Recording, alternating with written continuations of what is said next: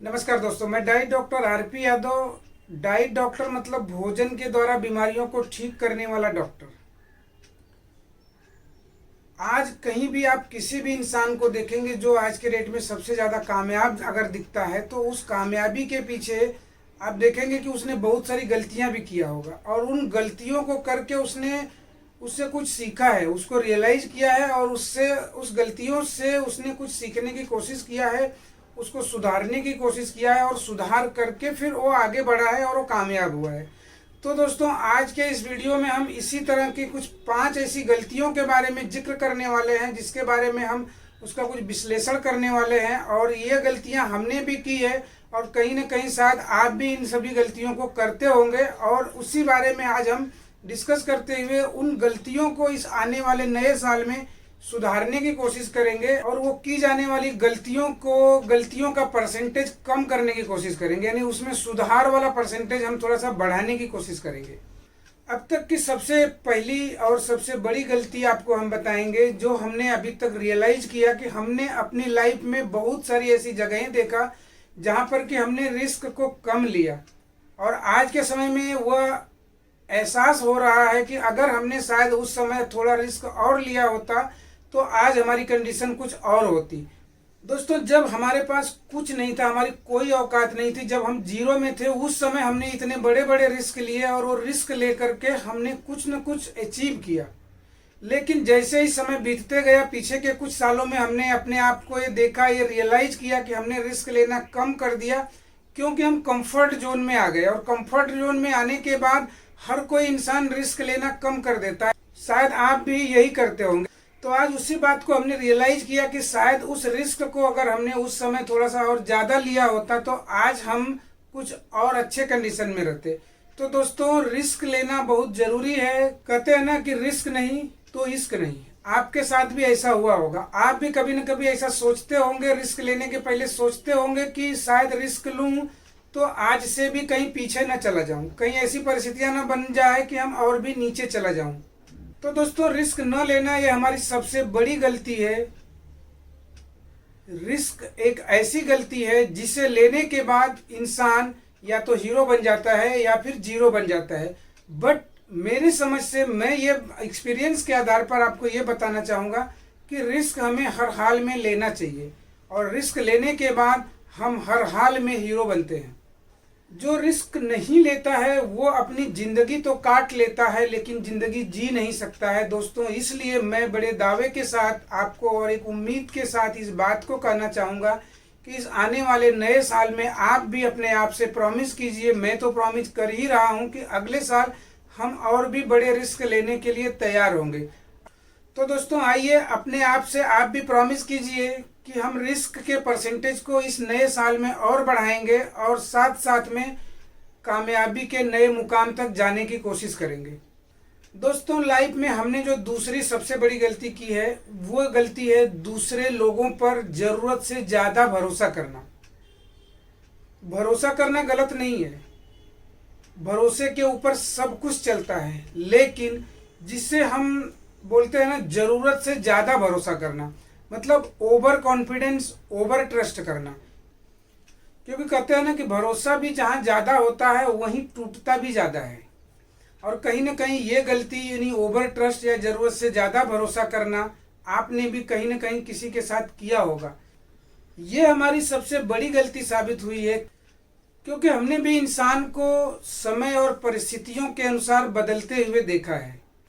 वही इंसान जो समय बदल जाने के बाद, परिस्थितियां बदल जाने के बाद जो आपसे इंतहा प्यार करता था, आपसे बहुत ज़्यादा मोहब्बत करता था, वही इंसान आपसे इतना नफरत करने लगता है।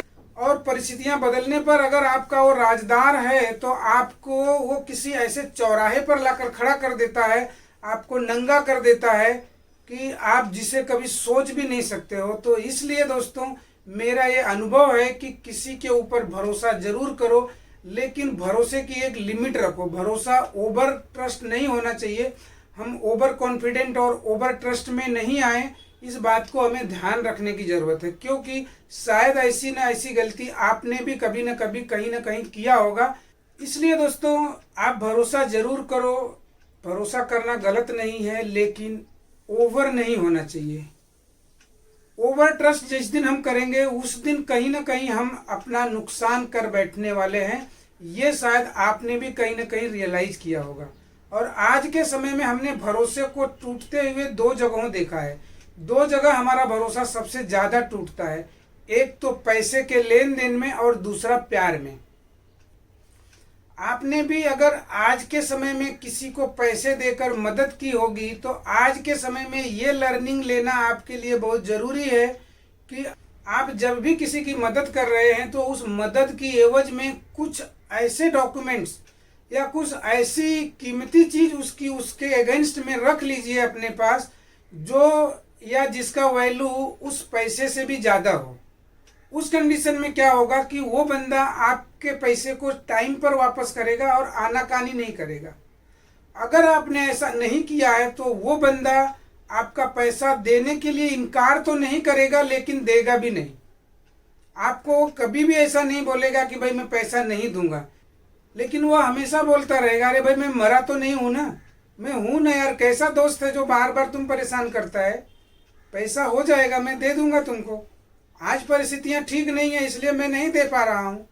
जबकि वो देना नहीं चाहता है और आपके पास ऐसा कोई हथियार नहीं है कि आप उससे उस पैसे को जबरदस्ती या कानूनन वसूल कर सको। तो दोस्तों ऐसी गलतियां अगर आप भी करते होंगे, अभी तक के लाइफ में अगर आपने भी किया होगा, तो आज से इस तरह की गलतियों को आप भी ब्रेक दीजिए। आने वाले समय में ऐसी गलतियां आप भी मत कीजिए, क्योंकि वो इंसान हमेशा यही सोचता है अच्छा बनाया इसको उल्लू, अब देखता हूँ इसको क्या कमी है पैसे की, अरे साला फुकट का मेरे पीछे पड़ा हुआ है, इसको तो इतना पैसा है फिर भी दे दिया तो क्या है। बहुत सारी बातें आते रहती हैं जिसका कि मैं प्रैक्टिकली अनुभव कर चुका हूँ। मेरा एक्सपीरियंस है, मैंने बहुत सारे ऐसे लोगों को लेन देन किया हुआ है जो आज के समय में वो सीधे हाथ उठा लेते हैं, बोलते हैं कि भाई होगा तो दूंगा ना, कहाँ मरे जा रहा हूँ और कहाँ तू मरे जा रहा है, ऐसे वर्ड यूज करते हैं लोग। तो दोस्तों वो कभी ना नहीं बोलते हैं, लेकिन उनकी हाँ कब होगी ये तो मुझे नहीं समझ में आता है, और हाँ होगी भी नहीं। और दूसरा प्यार में भी ऐसा ही होता है, जहाँ पर आप ज़्यादा प्यार करते हो, बेतहा इंतहा प्यार करते हो, वहाँ पर मेरी एक लर्निंग लेकर के रखिए आज से ही कि आप दिल को अभी से मजबूत करना सीख लीजिए, क्योंकि वहाँ पर वो प्यार टूट सकता है। और जब प्यार टूटता है तो फिर वो कारण नहीं देखता है, परिस्थितियाँ नहीं देखता है। इसलिए दोस्तों मेरी ये सबसे बड़ी लर्निंग इस मामले में मैं आपको देना चाहूँगा, और मैं ये उम्मीद भी करूँगा कि शायद मैं भी ऐसी गलती आगे से न करूँ और आप भी ऐसी गलती न करें, जहाँ पर कि आप कहीं भी ओवर कॉन्फिडेंट या ओवर ट्रस्ट करते हो, तो वहाँ पर आपको आज से ही ब्रेक लगाने की ज़रूरत है। इस नए साल में आपको ओवर कॉन्फिडेंस से बचने की ज़रूरत है, ताकि आने वाले समय में आप भी इस तरह से होने वाले धोखे से बच सके। इसके बाद दोस्तों लाइफ की तीसरी सबसे बड़ी गलती के बारे में हम आपको बताने जा रहे हैं। ये सबसे बड़ी गलती है फील गुड फैक्टर में आना। हम हमेशा फील गुड फैक्टर में आ जाते हैं, और फील गुड फैक्टर कैसे मुझे आया मैं उसके बारे में आपको बताना चाहूँगा। आज के लगभग 5-6 साल पहले मुझे कुछ इस तरह के सिम्टम्स देखने को मिले बॉडी से, हेल्थ से रिलेटेड, जिसे हम मेटाबॉलिक डिसऑर्डर्स बोल सकते थे। तो हम इस तरह के मेटाबॉलिक ट्रैप में कुछ आने लगे, और तब मुझे रियलाइज़ हुआ कि हम कहीं ना कहीं गलत ट्रैक पर चल रहे हैं। जबकि हम पहले से ही मेडिकल फील्ड में काम कर रहे थे, उसके बावजूद भी हमें कुछ हेल्थ इश्यूज आने लगे, और तब मुझे रियलाइज़ हुआ कि कहीं ना कहीं हम बहुत सारी गलतियों को निमंत्रण दे रहे हैं। और तब हमें साथ में कुछ और जानने की भी जिज्ञासा हुई, और उस क्रम में हमने बहुत सारे ऑनलाइन ऑफलाइन कोर्स इस पीछे के 4-5 सालों में करना शुरू किया, जिसमें हम मॉडर्न डाइट की बात करें, आयुर्वेदिक डाइट की बात करें, या नेचुरोपैथी, योगा साइंस या मेडिटेशन की बात। उसके साथ साथ में हमने एडवांस लेवल पे डायबिटीज और मेटाबॉलिक डिसऑर्डर्स जैसी बीमारियों से किस तरह से हम बाहर आ सकते हैं, लोगों को भी किस तरह से हम बाहर ला सकते हैं, ऐसे बहुत सारे कोर्स को हमने कंप्लीट किया। और उसके माध्यम से बहुत सारे नॉलेज को हमने लेने की कोशिश किया और उसी के आधार पर हमने भी अपने हेल्थ को सुधारा भी और काफ़ी फील गुड में आ गए। फील गुड इस तरह से कि हम तो आज के डेट में शायद दुनिया के सबसे ऐसे हेल्दी आदमी होंगे कि हमारे इतना हेल्दी कोई होगा ही नहीं। मतलब ऐसे फील गुड में रहने लगे। और जो शुरुआत के समय में, सीखने के समय में, और उसको साथ साथ में अपने आप में सुधार लाते रहे, इम्प्लीमेंट करते रहे, तो जो एक्टिविटी, जो कंसिस्टेंसी हमारे पास थी, उससे धीरे धीरे हम बाहर आने लगे, क्योंकि हम फील गुड फैक्टर में आ गए। वाह, अब क्या, अब तो मैं बहुत ठीक ठाक हूँ, मुझे कोई प्रॉब्लम नहीं है और आगे भी मुझे कुछ नहीं होगा। और उसी क्रम में दोस्तों मैं भी काफ़ी समय से कुछ एक्सरसाइज वाली बातें या योगा, मेडिटेशन, ये सबको थोड़ा थोड़ा अवॉइड करने लगे, क्योंकि थोड़ा सा काम भी बढ़ने लगा, व्यस्तता की वजह से इन सब चीज़ों से बाहर आ गए। और बाद में इस साल के अंत में आते आते मैंने ये देखा, ये फील किया कि मेरा वजन फिर से बढ़ने लगा। जबकि वजन बढ़ना, ओवरवेट होना या धीरे धीरे वजन का बढ़ना, ये आज के समय में नौजवानों में भी ये केसेस में ज़्यादा देख रहा हूँ कि हार्ट अटैक का सबसे बड़ा कारण बनते जा रहा है। आज के नौजवानों में भी जो आज तक उनको कुछ प्रॉब्लम नहीं था, देखने में एकदम हेल्दी दिख रहे थे, ठीक ठाक थे, लेकिन उनको भी पता लगता है कि ये फला बंदा तो रात तक ठीक था और सुबह में अटैक आया और वो चला गया। मतलब ये हार्ट अटैक जैसी कंडीशन देखने को मिल रही है इस मेटाबॉलिक डिसऑर्डर्स की वजह से और हमारी थोड़ी थोड़ी लापरवाही की वजह से और फील गुड फैक्टर की वजह से। क्योंकि अक्सर देखने को मिलता है लोग दबा करके खाते भी हैं और एक्सरसाइज वगैरह कुछ नहीं करते हैं। उस कंडीशन में वो फील गुड फैक्टर में रहते हैं, फील गुड फील करते हैं और साथ साथ में फिर बीमारियों के चपेट में आ जाते हैं। और वही फील गुड वाला फैक्टर हमारे अंदर भी आया। हमने भी कुछ समय में फील गुड के फीलिंग में हम भी आ गए और हम भी कुछ न कुछ गलतियां कर बैठे, जिससे हमारा भी वेट अभी थोड़ा थोड़ा बढ़ने लगा। तो दोस्तों, मेरा बताने के पीछे का मकसद केवल यह है कि आप भी अगर इस फील गुड फैक्टर में चल रहे हैं तो इस गलती से आप भी बाहर आइए। ऐसी गलतियों को आप भी मत कीजिए। आप भी पूरे लाइफ में हेल्दी और वेल्दी रहना चाहते हैं तो आप भी किसी भी ढंग का फील गुड की बात हो, किसी भी टॉपिक की बात हो, उसमें आप फील गुड में मत आइए। उस फील गुड से बचिए और आप कंटिन्यू कुछ न कुछ लर्निंग लीजिए फूड से रिलेटेड। खाने के माध्यम से हम किस तरह से अपने हेल्थ को सुधार सकते हैं और साथ साथ में कुछ इस तरह की एक्सरसाइज भी आप डेली के लाइफ में, डेली के रूटीन में आप ऐड कर लीजिए, जो 30 मिनट से लेकर के 60 मिनट की हो, ताकि आपको अच्छे से अच्छा हेल्थ मिल सके। तो दोस्तों, इस तीसरी फील गुड वाली गलती से आप भी बचिए। और मैंने तो ये प्रॉमिस कर लिया है कि इस आने वाले नए साल में हम इस फील गुड वाली गलती से बचेंगे और उसको सुधारने की भरपूर कोशिश करेंगे। चौथी सबसे बड़ी गलती है दोस्तों, जो हर कोई इंसान करता है, आपने भी किया होगा और हमने भी किया है। वो सबसे बड़ी गलती है कि कामों को टाल देना। आज नहीं तो कल कर लेंगे, कल नहीं तो परसों कर लेंगे। इस तरह से हम कामों को आगे टाल देते हैं और वो टालने वाला काम, उस तरह के टालने वाले फैसले हमने भी किए हैं। और जबकि हम हमेशा इस बात को बोलते रहते हैं कि कुछ फैसले देर से होते हैं, वो अभिशाप बन जाते हैं। इस बात को बोलते हुए, जानते हुए मैं लोगों को नसीहत देते रहता था, उसके बावजूद भी ये गलती हमने की कि कामों को आगे टालते रहा। आज नहीं तो कल कर लेंगे, कल नहीं तो परसों कर लेंगे, और वही गलती शायद आपने भी किया होगा और करते होंगे। तो दोस्तों, होता क्या है ना कि टालने से काम बनता नहीं है, काम कम नहीं होता है, काम उल्टा बढ़ जाता है। और ये टालने वाली आदत हमें बहुत सारे चीज़ों से टाल देती है। मतलब हम कहीं ना कहीं बहुत सारी चीज़ों से दूर हो जाते हैं, हम कहीं ना कहीं अपना नुकसान कर बैठते हैं, और वो नुकसान आपने भी किया होगा। इसलिए मैं इस बात को बहुत जोर देकर आपको बोलना चाहूँगा कि हमने जो ये गलती अभी तक की है, इस टालने वाली गलती से आप भी बचिए।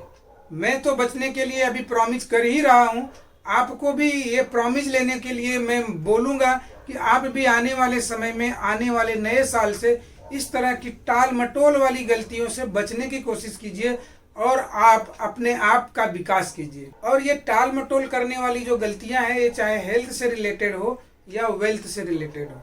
पांचवी सबसे बड़ी गलती जो दोस्तों हम फील गुड में आने के बाद ही करते हैं, और उस गलती के बारे में हमें कक्षा 1 से, प्राइमरी के लेवल से बताया जाता है, उदाहरण के माध्यम से, कहानी के माध्यम से, कछुए और खरगोश की कहानी के माध्यम से, कि हमें कोई भी काम को कंटिन्यू, कंसिस्टेंसी के साथ करना चाहिए। भले ही हम उस काम को थोड़े थोड़े करें, लेकिन उस काम को थोड़े थोड़े रोज करना चाहिए, कंटिन्यू करना चाहिए, कंसिस्टेंसी के साथ करना चाहिए। लेकिन उस गलती को जाने अनजाने में हर कोई करता है। शायद उस गलती को हमने भी किया है, आपने भी किया होगा। जबकि हर किसी को पता है, हर कोई जानता है कि जब किसी भी काम को हम कंटिन्यू करते हैं, लगातार करते हैं, थोड़े थोड़े ही करते हैं, तो उसमें हमें महारत हासिल हो जाती है, उस काम में हमें सफलता मिलती है। कहते हैं ना कि रसरी आवत जात ते शिल्पे परत निशान, अक्षर अक्षर के पढ़े मूर्ख होत सुजान। मतलब एक रस्सी पत्थर के ऊपर बार बार अगर घिस रही है, आ रही है, जा रही है, तो पत्थर को भी घिस देती है। ये कंसिस्टेंसी का सबसे एग्जैक्ट एग्जाम्पल है। लेकिन हम उस कंसिस्टेंसी को भूल जाते हैं। रेगुलर कुछ न कुछ नॉलेज लेने वाला बंदा, रेगुलर कुछ न कुछ ज्ञान लेने वाला बंदा, कहते ना एक एक अक्षर के पढ़े मूर्ख होत सुजान। एक एक अक्षर पढ़ करके मूर्ख भी सुजान बन जाता है, मूर्ख भी ज्ञानी बन जाता है। लेकिन कब बनेगा? जब वो कंसिस्टेंसी के साथ रहेगा। तो दोस्तों, कहीं ना कहीं जाने अनजाने में इस तरह की गलतियां हमने भी की है, आपने भी की है। और मैं ये आपसे कहना चाहूँगा कि आने वाले समय में आप भी प्रॉमिस कीजिए अपने आप से, मैं भी प्रॉमिस करता हूँ कि इस तरह की गलतियों को अब हम नहीं करेंगे। ये गलतियाँ किसी भी तरह से हों, चाहे वो काम से रिलेटेड हों, चाहे हमारे हेल्थ से रिलेटेड हों, किसी भी प्रकार की हों, लेकिन इस तरह की गलतियाँ अब हम आने वाले समय में नहीं करेंगे। कछुए और खरगोश की कहानी को हम हमेशा ध्यान में रखेंगे और हमेशा कंसिस्टेंसी के साथ हम आगे बढ़ेंगे।